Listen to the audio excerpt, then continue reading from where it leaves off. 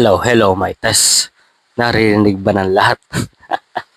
Ito guys ha, kung kayo ay may motor at lagi naman kayo napupuing, naku po, pinapahamak mo ang mata mo.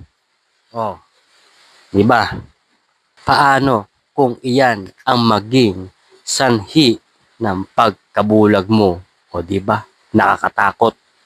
Kaya ang solusyon diyan guys, kahit malapit lang ang minomotor mo, magsalamin ka. Oh, di ba? Diyan sa salamin na yan, protektado ang mata mo. Oh, di ba? Pero guys, itong salamin na ito ay tatlo na rin siya sa mababang halaga. Kaya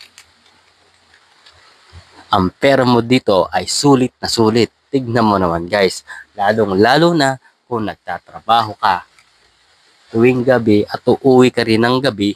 Oh, eto, may polarize ka ng salamin dahil pag natapatan ka ng malalakas na sinag ng ilaw, magiging normal lang at tingin mo dyan sa ilaw na yan. Kaya kung naghahanap ka ng gantong salamin, ilalagay ko lang ang yellow basket dyan sa mismong gilid. Alright.